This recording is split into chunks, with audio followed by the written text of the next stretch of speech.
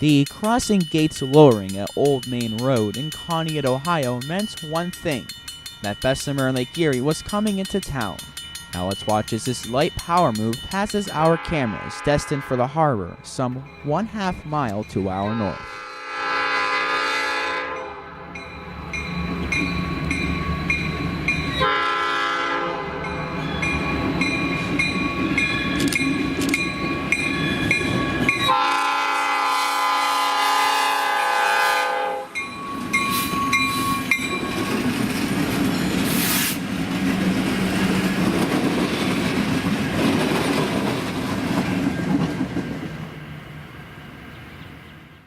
"45 minutes later, we relocate to the woods along the banks of Conneaut Creek.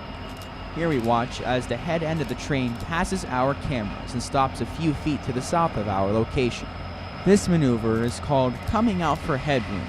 Due to the train length being a 1/2 mile, the train must pull all the way out to where we are stationed and then back onto the last cut of cars that are still sitting in the harbor.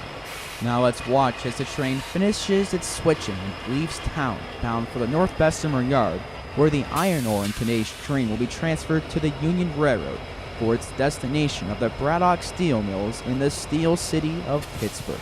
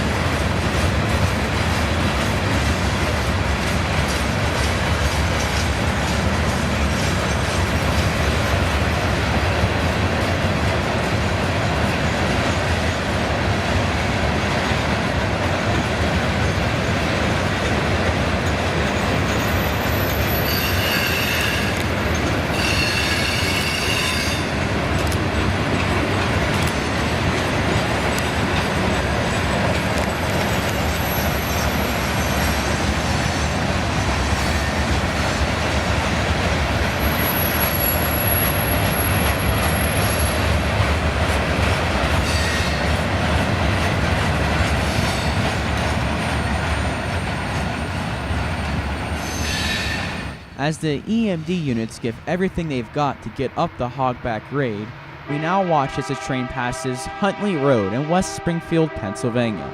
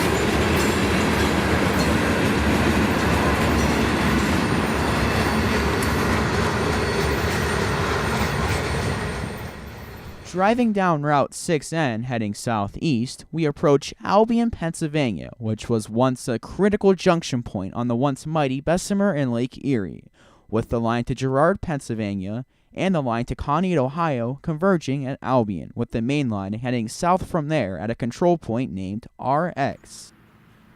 The line from Girard to Albion is rarely used, with only 1 to 2 movements a month, while the line from Conneaut to Albion is used daily for ore trains. Putting our DJI drone in the sky, we now see downtown Albion, Pennsylvania, and the S-curve of the Bessemer and Lake Erie tracks. From Girard to Greenville, the line was built on the towpath of the abandoned Erie Extension Canal, and along the line, scarce evidence is still around of the old canal.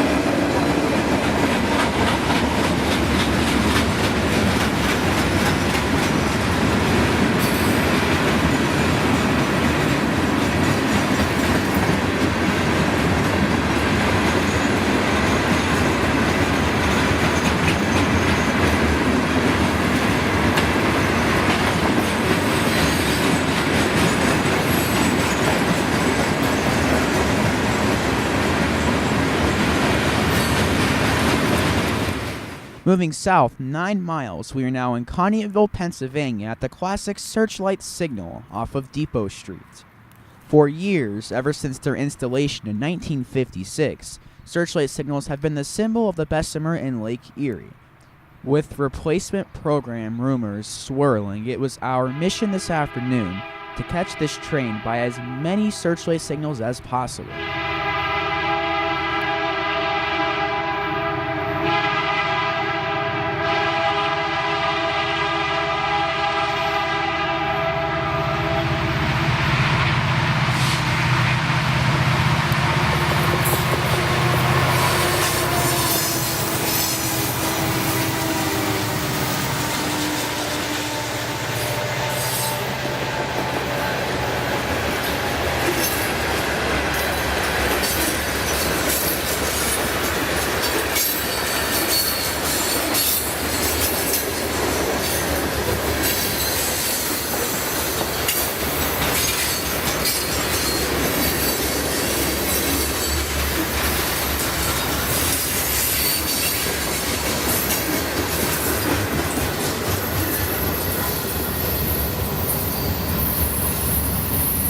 Driving to KY Junction in South Greenville, Pennsylvania, we see a red over flashing yellow for the southbound ore train. KY Junction is where the High Line and the Low Line come back together after splitting through Greenville, with the High Line being a bypass constructed in 1900 to bypass the town of Greenville and the grades inside of it. We're chasing U702, the southbound daily ore train on the Bessemer. Behind me are the classic searchlights of KY Junction. This is one of the most notable control points on the Bessemer, and we're excited to get the ore train here. We've arrived with plenty of time to safely get back here. We know it's coming because the signals on the other end told us that it was coming with a red over a flashing yellow. So we're just gonna await its arrival.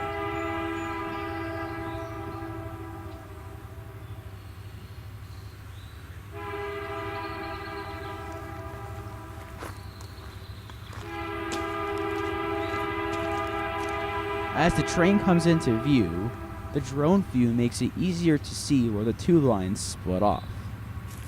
The train would be slowing down for its crew change just a mile to the south of our location.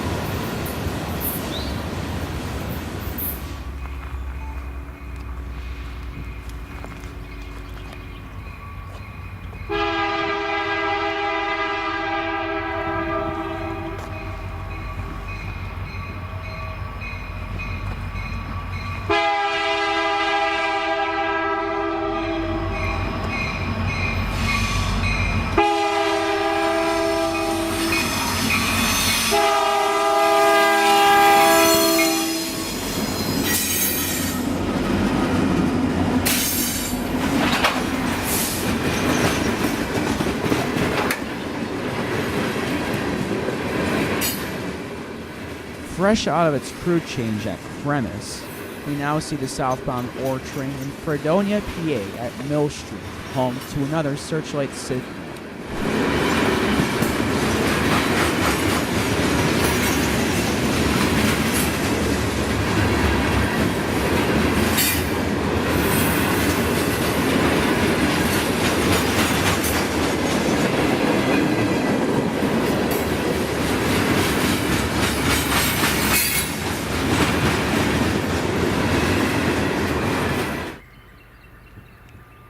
Moving to Branchton, Pennsylvania, we now see a signal bridge with 2 signals on each side.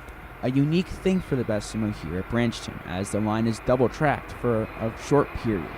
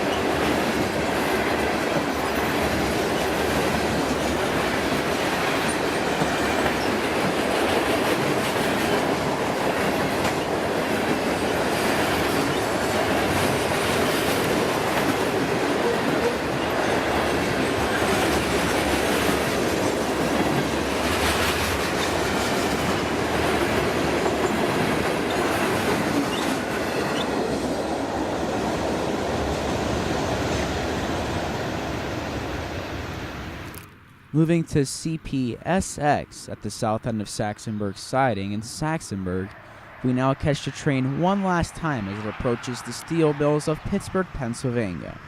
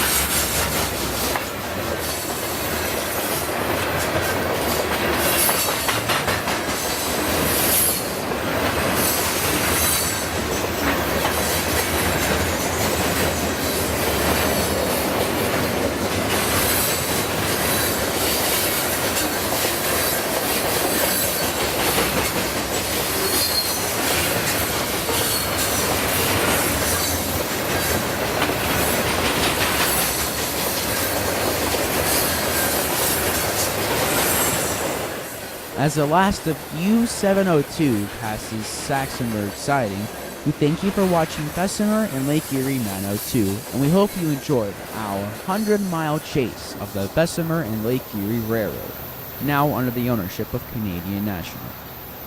As always, happy rail fanning and train chasing.